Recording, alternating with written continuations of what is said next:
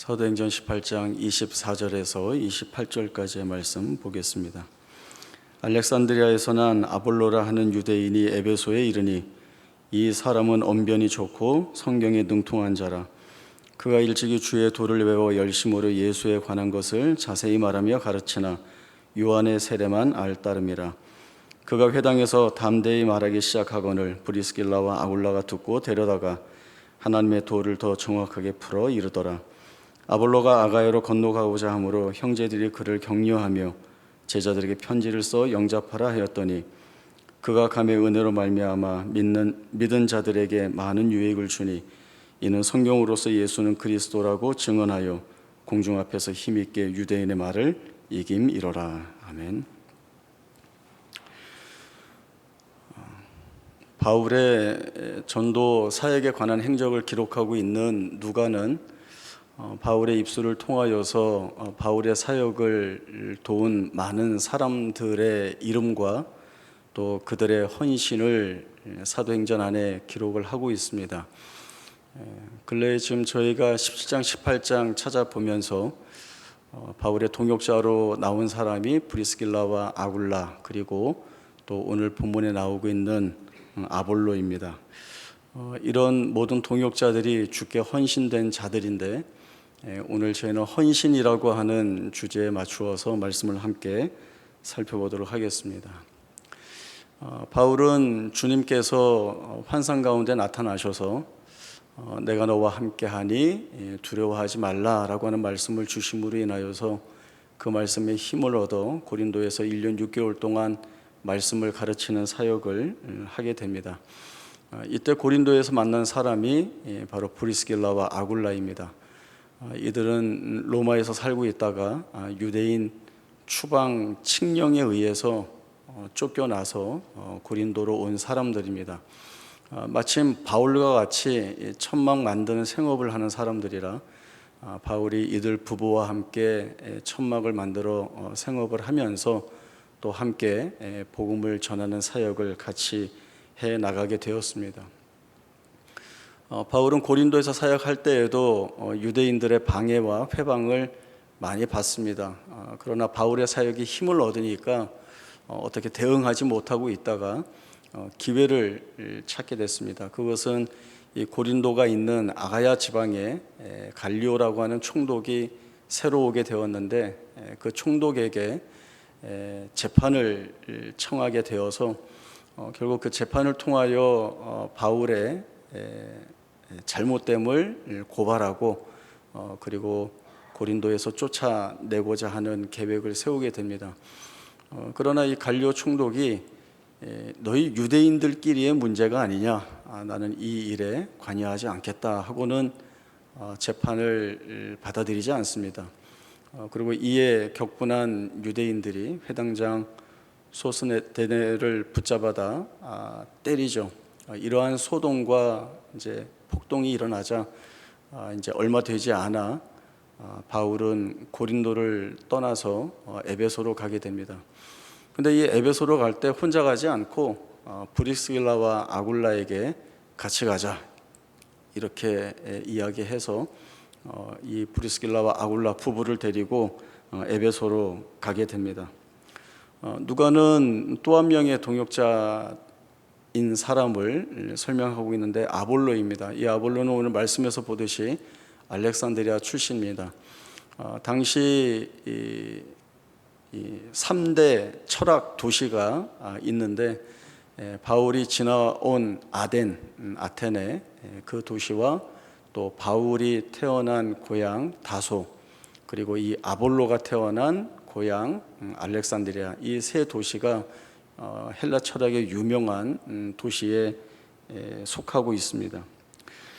이 아볼로를 우리가 이제 어디서 많이 듣게 되는가 하면 고린도 교회가 이렇게 파벌이 나뉘어서 다툴 때 바울파, 게바파, 예수파, 그리고 있었던 것이 이제 아볼로파입니다.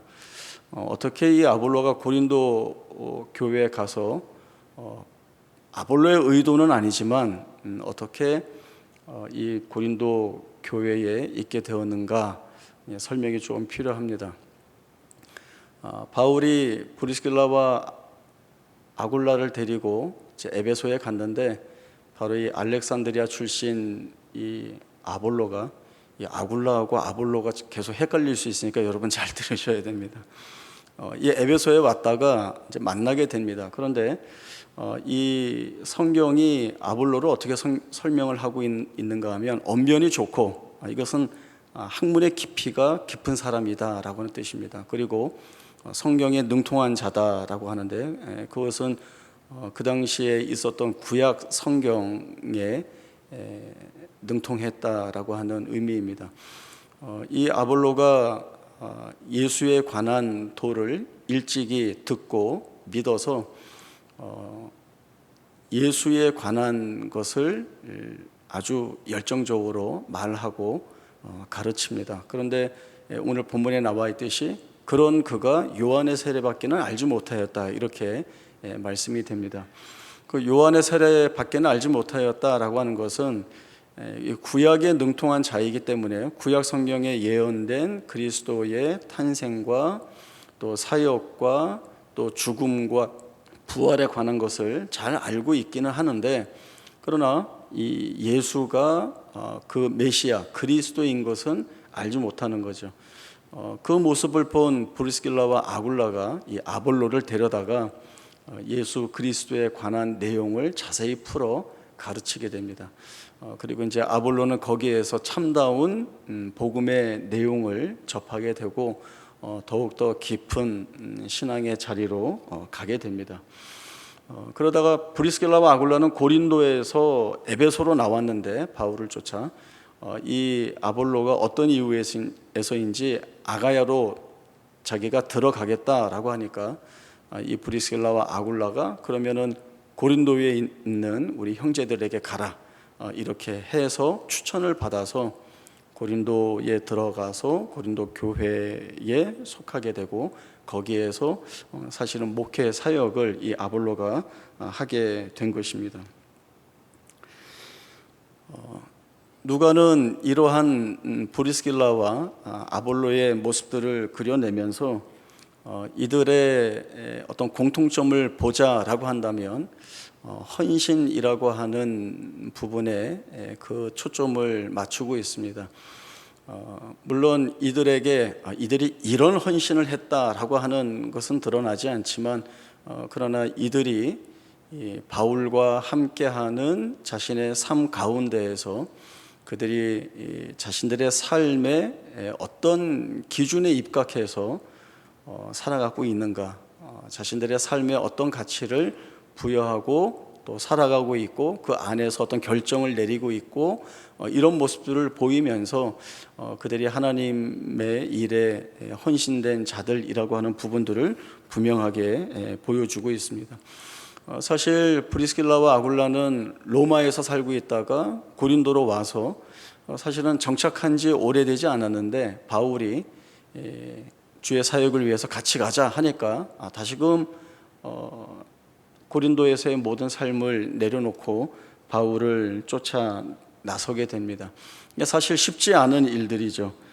여유가 있고 또 안정적이고 보호받을 수 있는 여러 장치가 있는 것들을 다 끊어내고 또 불안하고 어떻게 될지 모르고 하는 이런 낯선 자리를 쫓아 나서는 것이 쉽지 않은데 이들은 이 일을 하고 있습니다. 그러면 이 브리스길라와 아굴라가 바울을 너무 좋아해서 그런가? 바울이 좋아서 무작정 따라 나선 사람들이라고 한다면 나중에 에베소에 가서 바울이 브리스길라와 아굴라에게 너희는 여기 남아서 사역을 하고 있어라. 나중에 내가 기회가 되면 여기 다시 오겠다. 이렇게 얘기하고 혼자 떠나는데 만약에 바울이 좋아서 바울만 따라 나온 것이라고 한다면 아마 그럴 때 마음의 상처를 입고 배신감을 느끼지 않았을까. 그러나 그런 모습 보이지 않고 여전히 그 바울의 부탁에 따라 에베소에서 남아서 사역을 이어가고 있는 모습을 보입니다. 또 이들이 고린도에서 나오면서 그래 고린도보다는 에베소가 더 큰 도시이니까 거기 가면 좀 더 사는 게 낫지 않을까 이런 생각으로 쫓아 나온 것으로 보이지도 않습니다. 이 부부의 마음 속에는 주의 사역을 위하여서는 우리가 무엇이든 할 수 있다라고 하는 그러한 다짐들이 있었기 때문에 사도 바울의 그 복음 전도 사역의 그 길에 동행하고 있고, 또 주어지는 일을 마다하거나 거부하지 않고 순종하여서 그 책임을 잘 감당해 나가는 모습들을 저희들이 볼 수 있습니다. 바울도 마찬가지입니다. 바울은 저희가 잘 알고 있지만 또 한번 찾아보겠습니다. 빌립보서 3장 1절에서 9절까지의 말씀입니다. 빌립보서 3장 1절에서 9절까지의 말씀 봅니다. 끝으로 나의 형제들아, 주 안에서 기뻐하라. 너희에게 같은 말을 쓰는 것이 내게는 수고로움이 없고 너희에게는 안전하니라. 개들을 삼가고 행악하는 자들을 삼가고 몸을 상해하는 일을 삼가라. 하나님의 성령으로 봉사하며 그리스도 예수로 자랑하고 육체를 신뢰하지 아니하는 우리가 곧 할례파라. 그러나 나도 육체를 신뢰할 만하며 만일 누구든지 다른 이가 육체를 신뢰할 것이 있는 줄로 생각하면 나는 더욱 그러하리니, 나는 8일 만에 할례를 받고 이스라엘 족속이요 베냐민 지파요 히브리인 중에 히브리인이요 율법으로는 바리새인이요 열심으로는 교회를 박해하고 율법의 의로는 흠이 없는 자라. 그러나 무엇이든지 내게 유익하던 것을 내가 그리스도를 위하여 다 해로 여길 뿐더러 또한 모든 것을 해로 여김은 내 주 그리스도 예수를 아는 지식이 가장 고상하기 때문이라.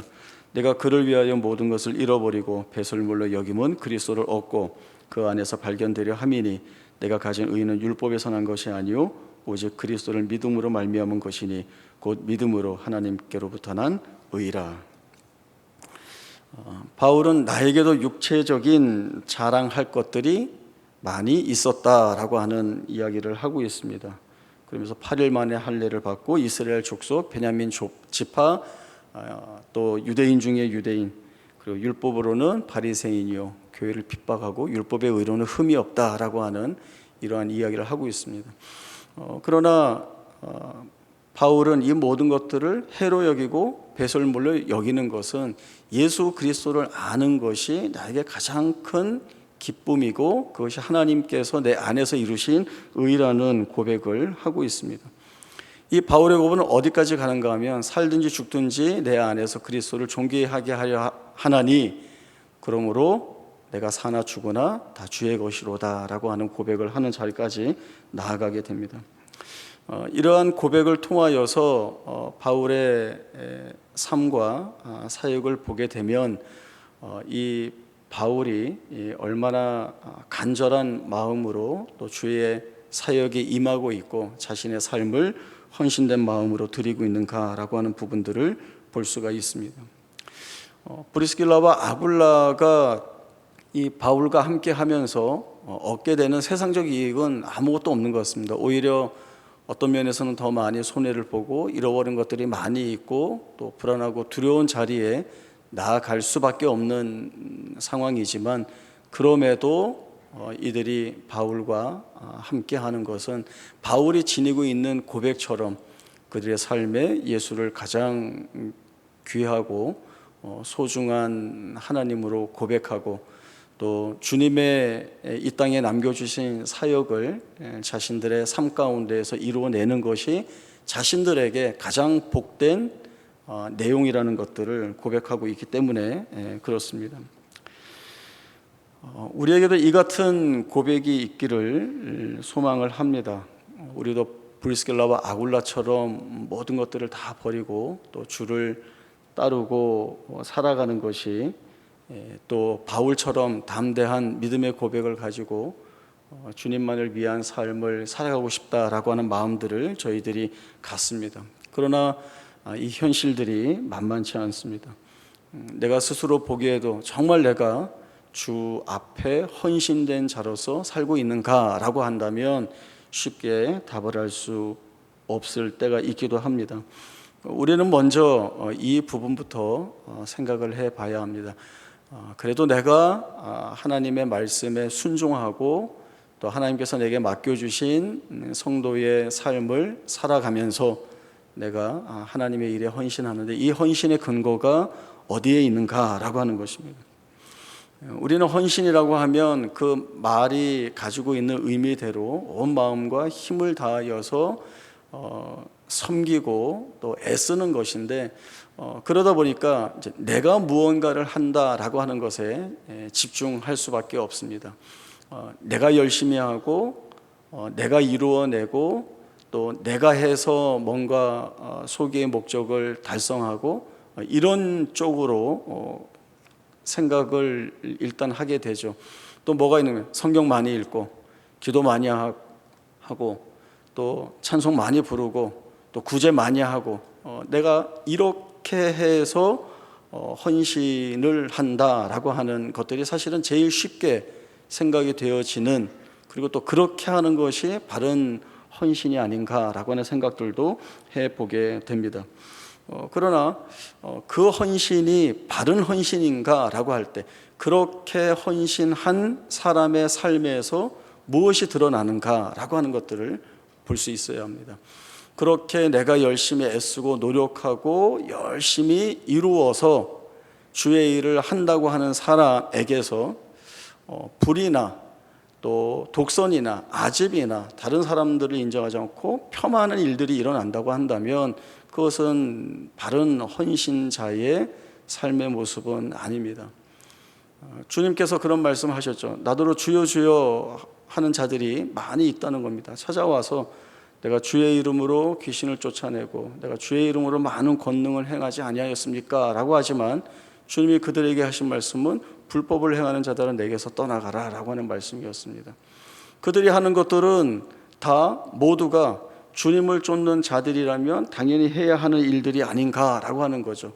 선지자나 노릇도 하고 주님의 이름으로 귀신도 쫓아내고 주님의 이름으로 많은 권능을 행하는 것이 마치 주님을 위한 것처럼 보이지만, 그러나 만우리 여김을 받지 아니하시는 주님께서 그들을 꿰뚫어 보시고 하시는 말씀이 무엇인가 하면 불법을 행하는 자들이라고 했는데 결국은 그 말이 무엇입니까?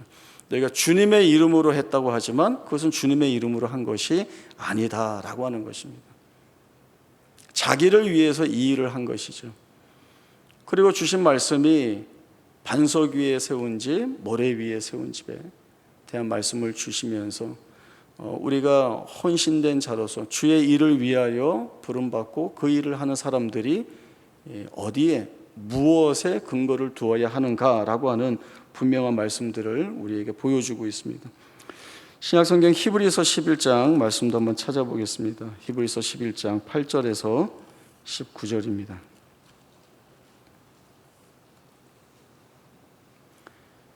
히브리서 11장 8절에서 19절까지의 말씀 봅니다. 믿음으로 아브라함은 부르심을 받았을 때 순종하여 장래 유업으로 받을 땅에 나아갈새 갈 바를 알지 못하고 나아갔으며 믿음으로 그가 이방의 땅에 있는 것 같이 약속의 땅에 거류하여 동일한 약속을 유업으로 함께 받은 이삭 및 야곱과 더불어 장막에 거하였으니 이는 그가 하나님이 계획하시고 지으실 터가 있는 성을 바랐습니다.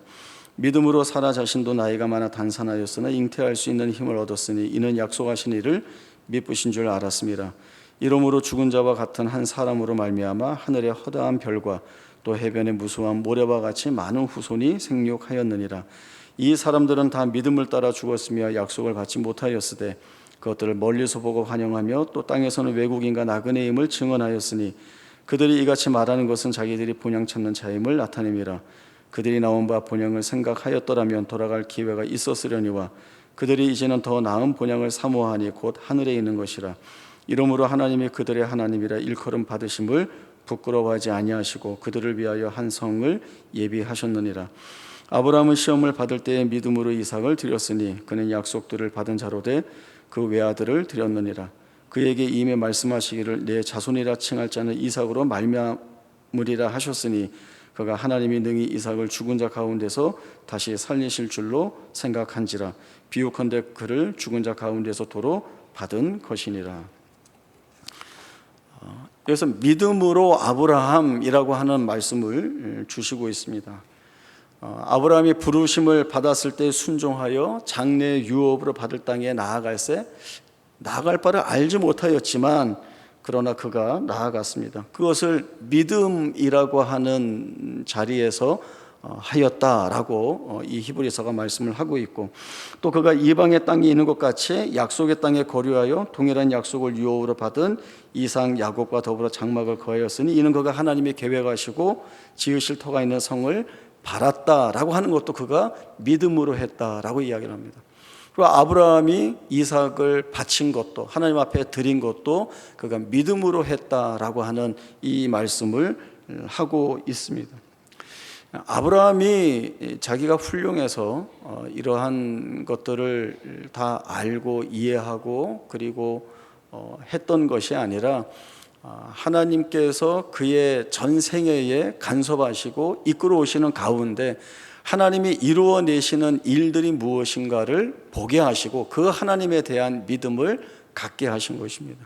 믿음이 없었지만 하나님이 그의 생애에 세세히 간섭하셔서 이루어내시는 일들이 하나하나의 증거와 같이 모세의 삶 속에 필요할 때마다 그리고 있어야 할 때마다 다 드러나 보여주시는 겁니다.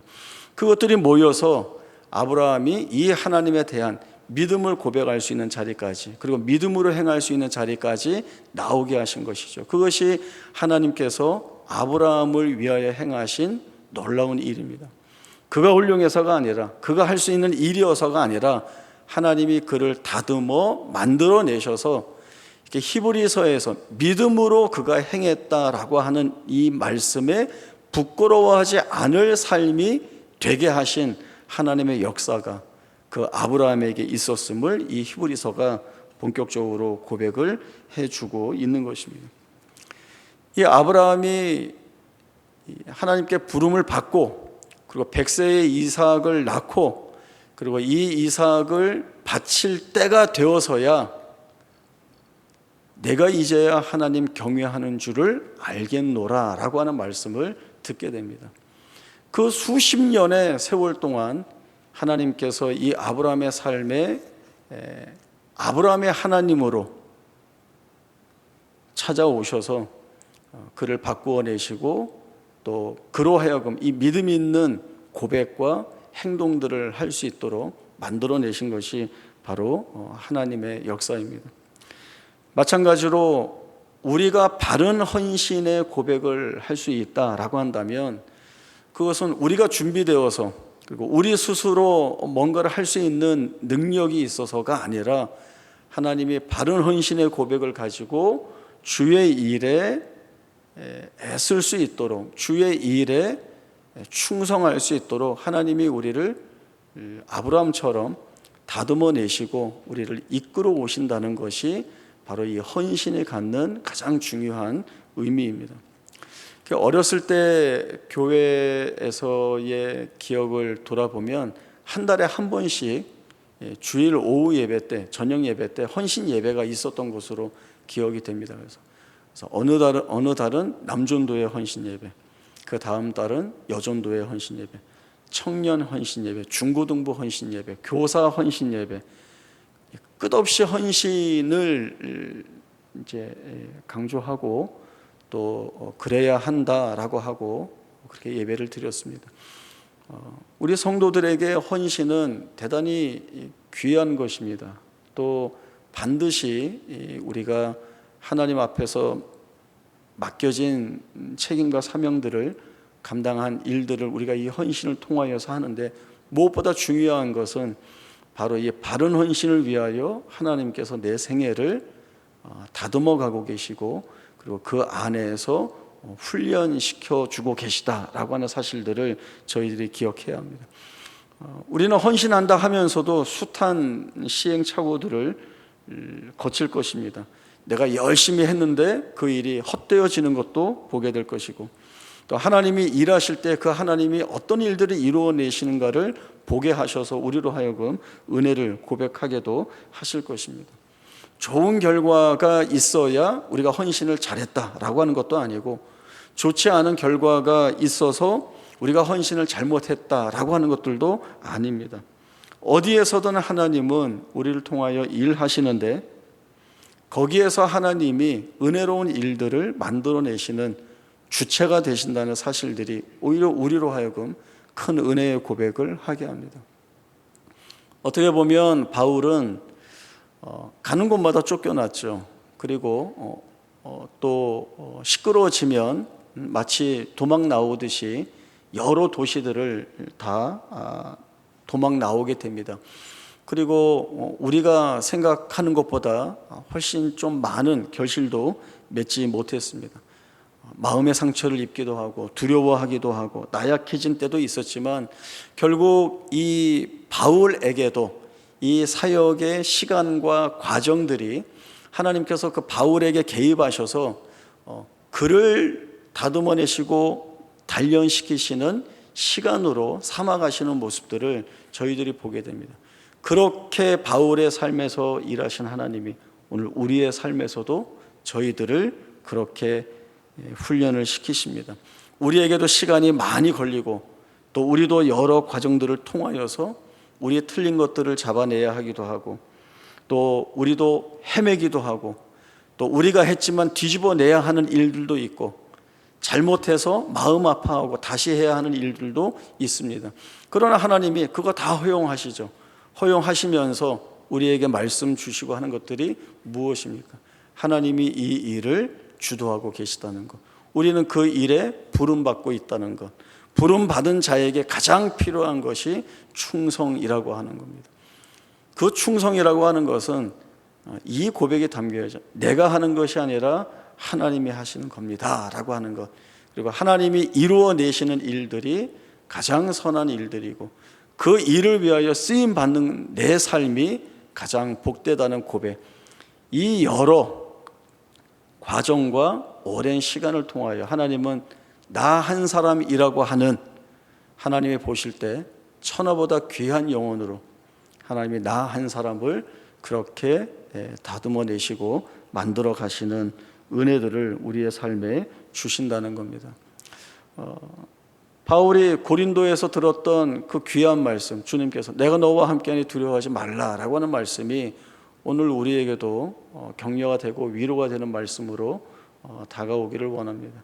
내가 너와 함께하니 두려워하지 말라, 침묵하지 말고 말하라 라고 하는 것이 하나님께서 우리의 삶이 이 세상 가운데에서 빛과 소금으로 예수로 인하여서 삶을 사는 자는 어떻게 사는가라고 하는 것을 우리의 삶으로 증거를 내놓듯이, 그리고 많은 사람들 앞에 증언하듯이 내놓아 우리의 헌신을 기뻐하시는 하나님께서 우리를 통하여 얼마나 크게 일하시는가라고 하는 것, 이것이 우리가 하나님께 영광을 돌리고 또 영광 받으신 하나님께서 우리의 삶을 영광되게 하시는 이 일들이 참 감사하다는 고백을 가지고 우리가 살아야 할 것입니다.